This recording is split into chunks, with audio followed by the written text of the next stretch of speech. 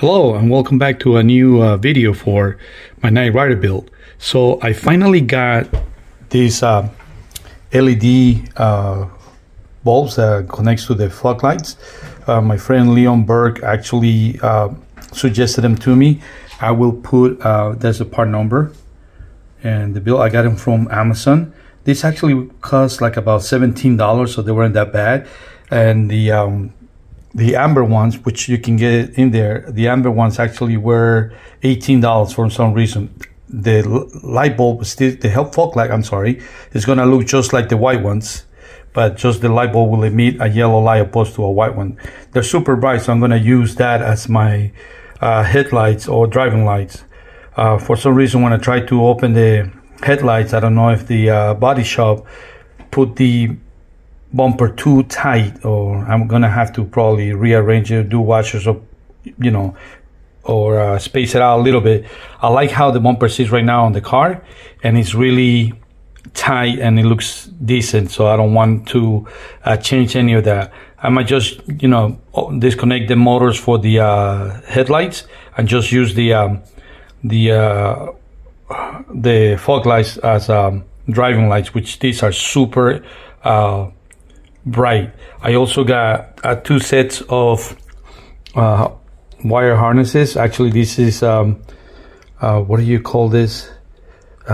He told me to also get this, even though you don't need, with LEDs you might not need relays, but these ones, this kit already comes set up for fog lights. All you gotta do is mount it, give them a power and negative, and connect it to the lights, and that's it. And it comes even with a button, which I don't need because I'm gonna connect it to the buttons on the center console.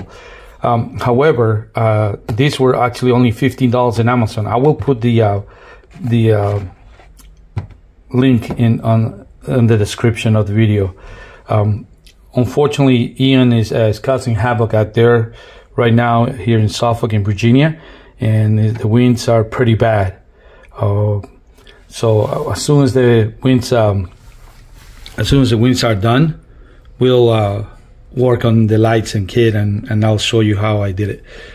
All right, talk to you in a few. Well, since it stopped raining, I decided to take off the brackets that hold the lights on kit's bumper.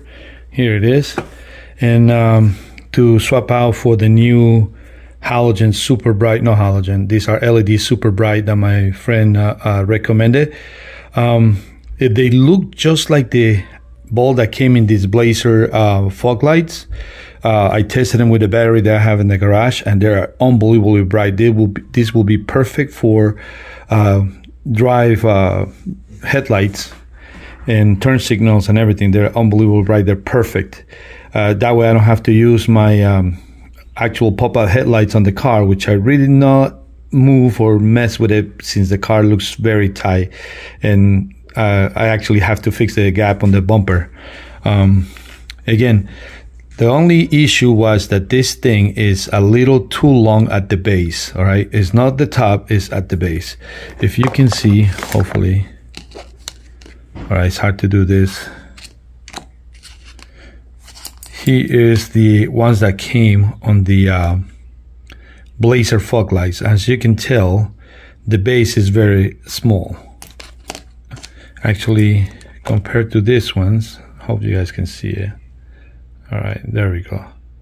Compared to these ones, it's about maybe another ½ an inch longer, or a quarter of an inch longer. So it hits at the bottom, at the back of the case.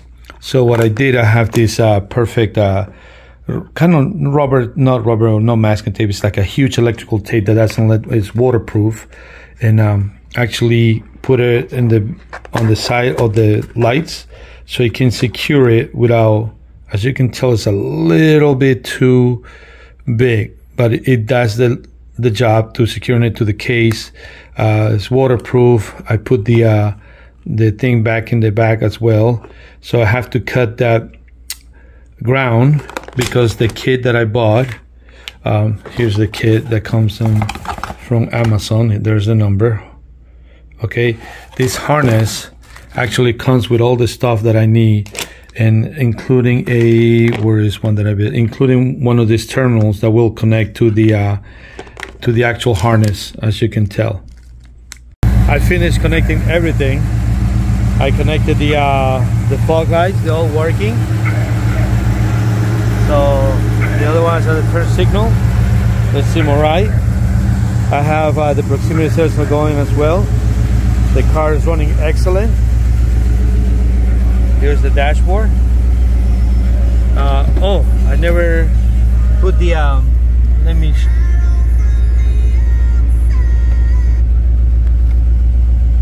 here's the stuff on the top, so also I can have another switch where I can turn it on. It says phrases. On the contrary, I'm always delighted to take in your ample personality. Let's see. Very well. Only one way to find out, Michael, but don't push the turbo boost. Me too, bro. Sick bay ain't my style. I'm the Knife Industries 2000, sure enough. Ready to ramble, ready to roll, ready to strut my stuff. Alright, so that's all done. Love it. I still gotta fix my my rear view camera. For some reason it's not working right. So I think when they painted it, they took the tail lights out and they removed the camera, so it's probably not grounded or they didn't plug it back in. But the car is running right, sounds great, looks great. Oh, of course it's dirty right now, but of course I already have a scratch, but I love it.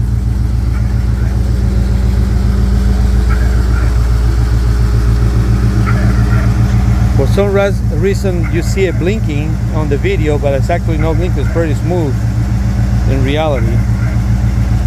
Alright guys, hopefully you like the video. Well, here we go again. This morning what I'm going to do, I tried to connect the fog lights, not the fog lights, the turn signals to my turn signals, but I just not into it today. So I still got my turn signals up above, so I'm still good to drive the car. And I'm using the fog lights. Actually, they're super bright. Thanks to my friend that actually gave me the idea to get the to put LEDs in it, which it takes a lot less electricity, a lot less amperage than the 55-watt bulbs, and actually it's pretty decent and it is very bright. I was able to see better than the headlights, so I disconnected like I told you, disconnected the motors for the headlights because it is super tight. But one of these days I'll probably take the bumper off again and reposition it right. There is a little gap here, as you can tell. It's not much.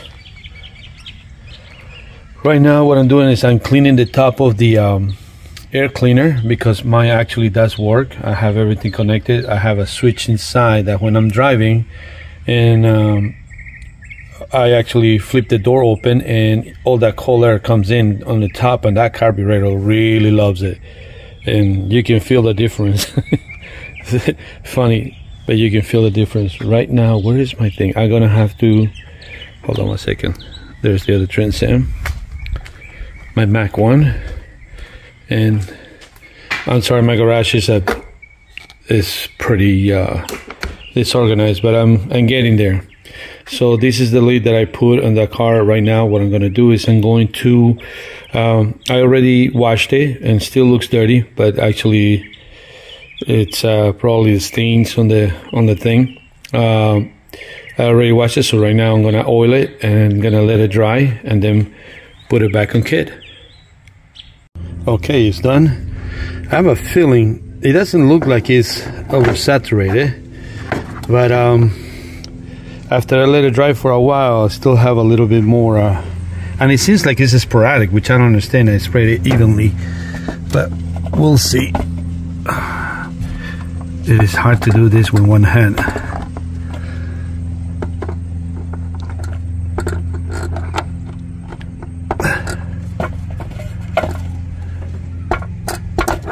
There we go.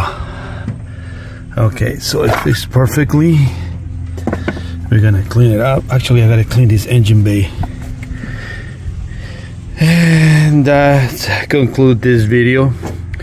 I'm gonna put some more wire loom on the wires so I can make it look a little bit nicer. There's the what's it called, that for the lights, so it doesn't, oh sorry about that.